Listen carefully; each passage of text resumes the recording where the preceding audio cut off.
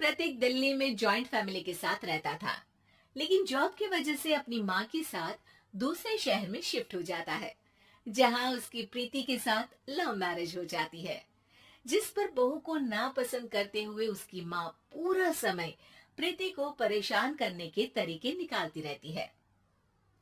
प्रीति, कहाँ हो?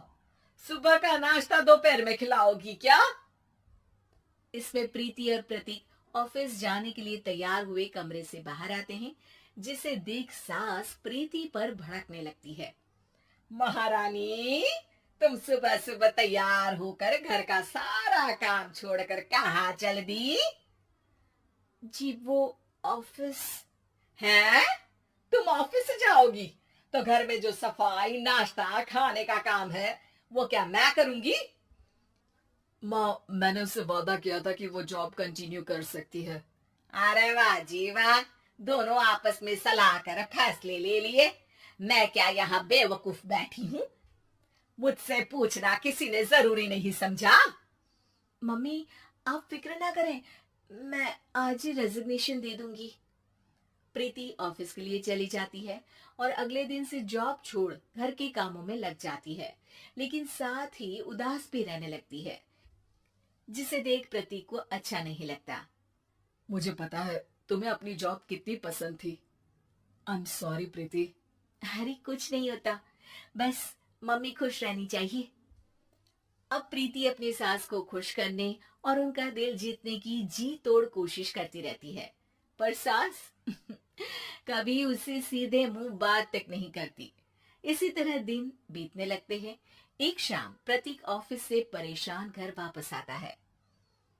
माँ, चाची का फोन आया था। दादी की तबीयत बहुत खराब है, हमें दिल्ली जाना होगा।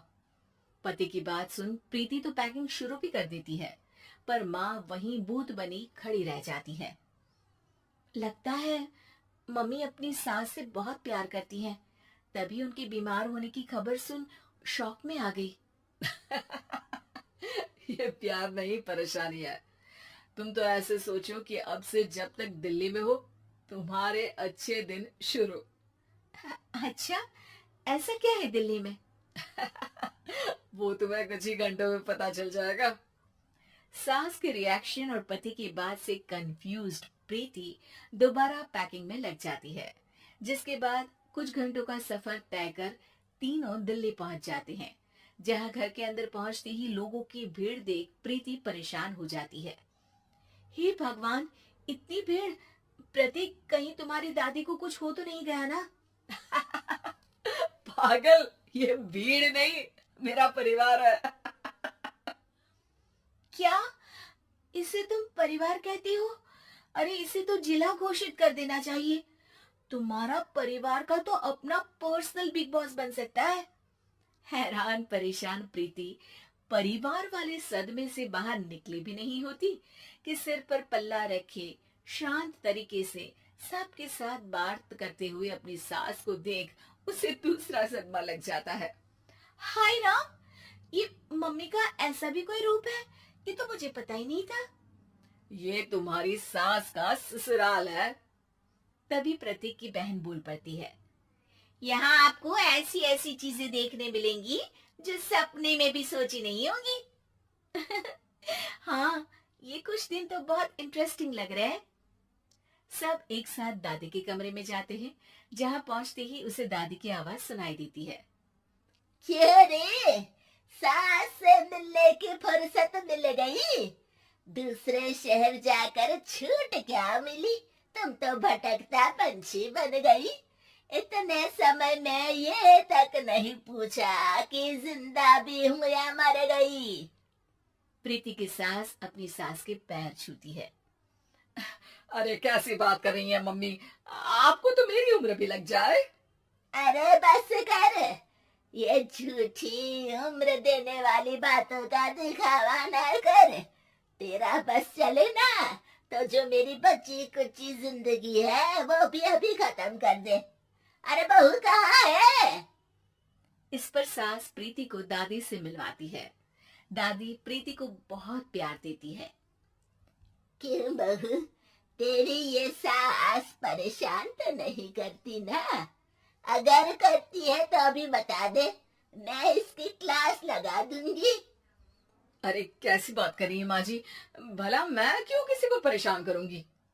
प्रीति अपनी सास का ये रूप एंजॉय कर ही रही होती है कि तभी चाची वहां आकर प्रीति को अपने साथ ले जाती है। सास की क्लास लगते देख जो खुशी मिल रही थी वो तुम्हारे चेहरे से साफ पता चल रही थी, इसीलिए ले आई, क्योंकि अगर उन्हें पता चल जाता तो तुम्हारी खैर नहीं थी। थैंक यू चाची जी। चाची और प्रीति घर में झूले पर बैठी बात कर ही रही होती है कि उसकी सास भी वहां आ जाती है। मतलब यहाँ सारा काम मैं करूं और तुम बैठी हंसी ठिठोली करो? अरे चलो जाओ खाना बनाओ।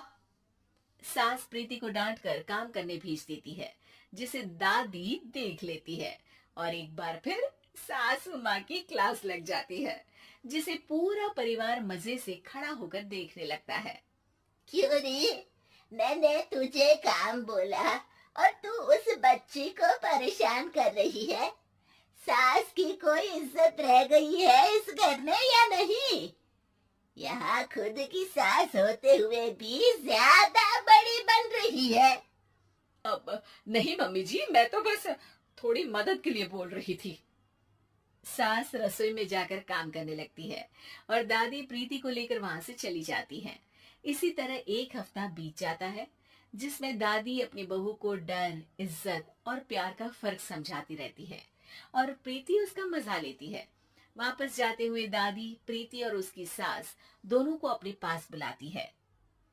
मेरी बहू जिद्दी और अड़ियल है, इसलिए उससे हमेशा सही काम करवाने के लिए मुझे सख्ती करनी पड़ती है।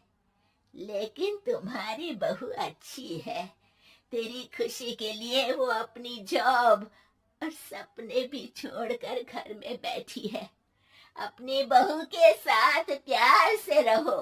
और प्रीति, अगर अभी भी तुम्हारी सास परेशान करे ना, तो फिर तुम्हें पता चल ही गया है कि शिकायत कहाँ करनी है।